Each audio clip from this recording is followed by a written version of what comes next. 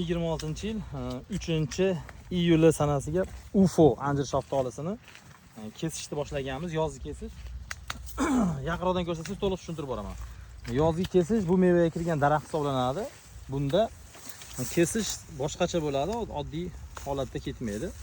Mana qarang, diqqat bilan qarang. Bu ishlagan shox hisoblanadi. Ishlagan shoxlar ikkitadan kurtakka qo'yiladi yoki batamom olib tashlanadi, siniq yoki butunligiga qarab. Ko'taramiz, har bitta shox bo'yicha ishlab boramiz. Ishlagan shoxlar yo tagidan olib tashlash kerak, yangi shoxga qo'yib yoki qaytarish kerak. Mana bitta shox bo'ylab tushib borasiz. Mana ishlagan shox hisoblanadi. Yonga o'sgan imkon qadar yangi shoxiga qo'yib boriladi. Mana yangi shoxiga. Shox bo'ylab pastga qarab borasiz. Tanada pastda shox bo'ladigan bo'lsa, surq olib tashlanadi. Pastga tushib borasiz.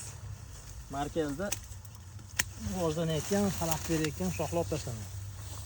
Bitta shox pastga qarab yurib bordik. Mana bu yerda ishlagan shoxlar mana yonga qo'yilyapti. Mana yangi shoxlarda meva olish uchun qo'yiladi, tegilmaydi. Ular faqat ularni kesuvi barg tashlagandan keyin qilinadi. Bitta shoxdan chiqdikmi, keyin ikkinchi shoxga kiramiz. Bitta shox tugatmaguncha ikkinchi shoxga o'tmaymiz. Mana bu tomonda mana ishlagan shox, lekin mana surx nodasi bor, bunga qo'yiladi. Mana ishlagan shox va mana yerdan yangi noda beryapti. Bunga qo'yamiz. Agar yangi noda bermayotgan bo'lsa, qo'yib qo'ysak, u qurib qoladi.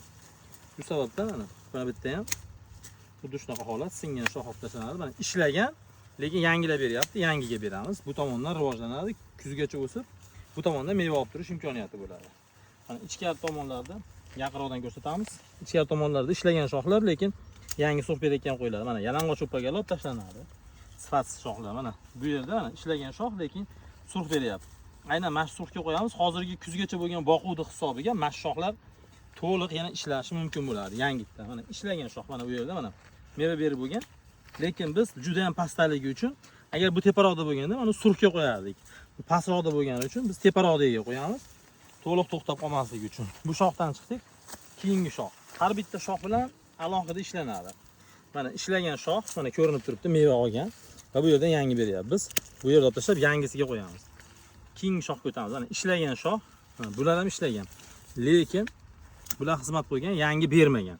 Shu sababli bunga tegishimiz shart bo'lmaydi. Mana bu yerda mana ishlagan, pastga qarab tushib ketyapti. Juda ham pastga tushib boryapti. Shu sababdan teparoqqa qo'yamiz, vaqtinchalik ushlash maqsadida. Ishlaganlar to'liq olib tashlanadi. Mana bu yerda mana ishlagan shox, lekin mana tepaga tikir o'syapti, lekin bu tomonda shox bor. Olib tashlaymiz. Meva ozaymasligi uchun mana bu tomonda hisob-kitob qilinadi. Mana yaqinroqdan ko'rsating. Mana yangi surx beryapti.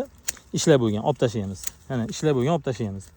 Mana kiramiz, ichkarida ham bor, mana ishlab bo'lgan, lekin yangisi bor. Mana bu yerda ham ishlab bo'lgan, mana yangisi bor. Endi tushunarliroq bo'lish uchun mana bu tomonda juda ham ko'p yangi shoxlar bor. Bu oldin bitta bo'lgan. Mana yaqinroqdan ko'rsating mana.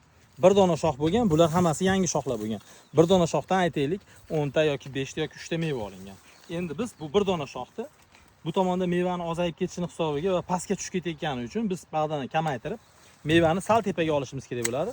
Mana biz bu yerda 3 ta shox tanlab oldik. Keyinchalik bargini to'kkandan keyin bu 3 ta shoxning ichidan bittasini zaminga qo'yamiz va ikkitasidan meva olishimiz mumkin bo'ladi.